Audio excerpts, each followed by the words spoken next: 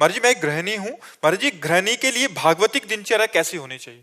सुबह प्रातः कालीन उठकर भगवान को प्रणाम करके भगवान नाम जप करते हुए अपने पति और परिवार की अनुकूलता की पूजा करनी चाहिए।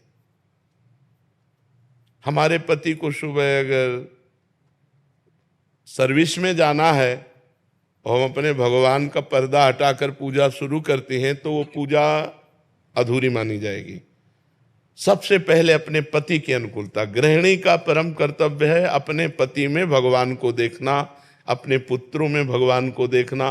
पुत्रों को स्कूल जाना है, पति को सर्विस जाना है, तो सबसे पहले हमारी पूजा की तैयारी होनी चाहिए। अपने पतिदेव को संतुष्ट करके खिला पिला के उनका टिफिन तैयार करके उनको भेजा, पुत्रों को स्कूल भेजा, फिर अपनी दिनचर्या। लेकिन ये दिनचर्या करते हुए हम नाम जप कर सकते हैं। हम रसोई बना रहे राधा राधा राधा राधा, हम सोहनी लगा रहे राधा राधा राधा, पात्र मार्जन कर रहे राधा राधा राधा।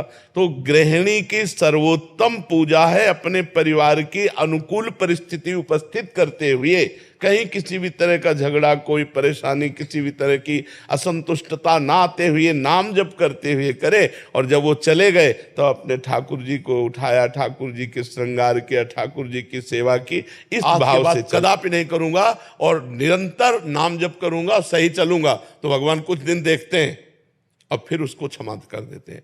अगर ऐसे कोई गलती नहीं करना चाहता, गलती करने का स्वभाव नहीं है, लेकिन स्वाभाविक संयोगवशात गलती पड़ गई और हम अधिकारी पद पर हैं और हम देखते हैं कि इसका गलत स्वभाव नहीं है, गलत करना भी नहीं चाहता, संयोगवशात गलत हो गया है, तो छोटा मोटा दंड देकर उसे क्षमा कर देते हैं।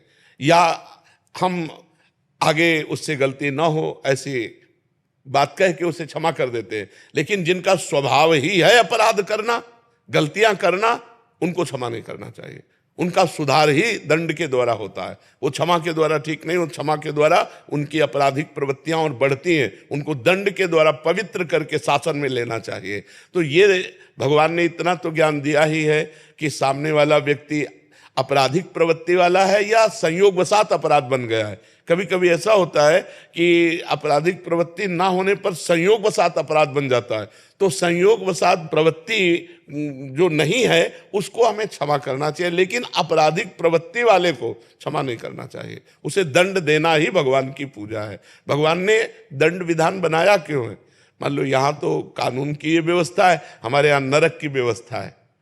बड़े बड़े भयंकर कष्ट नरकों में दिए जाते हैं, तो भगवान ने ही तो बनाया है। जो आपराधिक प्रवृत्ति वाले अपने स्वभाव को नहीं ठीक कर पा रहे हैं और पाप करते चले जा रहे हैं, तो उनका मार्जन होगा दंड। गुरुदेव, जब से मेरे पिताजी ने शरीर छोड़ा है तब से मैं बहुत असमंजस में हूँ। शरीर के पिताजी ने बचपन में सिखाया था कि पराधीन सपने हूँ सुख नाही, किसी भी प्रकार मानसिक, शारीरिक एवं आर्थिक रूप से किसी पे भी निर्भर नहीं होना। परंतु पिताजी के शरीर छोड़ने के पश्चात जब मैं बिल्कुल असहाय थी तब प्रभु के अलावा किसी ने बल नहीं दिया। अब जब आर्थिक और मानसिक रूप से मजबूत हो गए तो पतिदेव कहते हैं कि मुझ पर निर्भर रहो। महाराज जी मेरे को समझ नहीं आ रहा कि पतिदेव के रूप में या कैसे निर्भर उन पे रहे या कैसा इसको भाव को।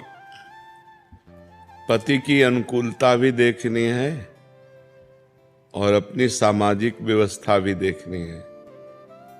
कल पति के ऊपर पूर्ण निर्भर हो जाओ और वो स्वभाव में आपके प्रति प्रतिकूलता ले आए तो फिर आप असमर्थ हो जाएंगे। और अभी आप समर्थ हैं, कमा रहे हैं। पर गुरु जी जब मेरे पास कुछ भी नहीं था तो प्रभु के अलावा कोई भी नहीं था। तो हमें ये लगता है कि जो अपनी सामाजिक व्यवस्था आपने बनाई है उसे भंग नहीं करना चाहिए और पति को अनुकूलता भी देनी चाहिए।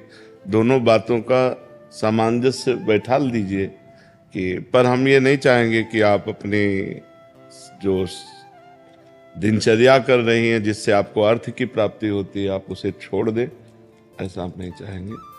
आजकल ऐसी बातें माननीय नहीं हैं।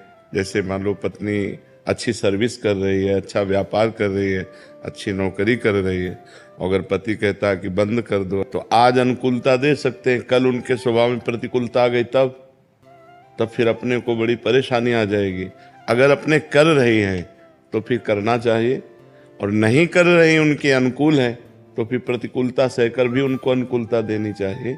पर यदि आप कर रहे हैं तो आप करते रहिए और पति की अनुकूलता भी बनाए रखिए, पति की अनुकूलता भी, धर्म से चलिए, पवित्र आचरण रखिए और खुद अर्थ कमाइए, पति की सेवा कीजिए, समाज सेवा कीजिए।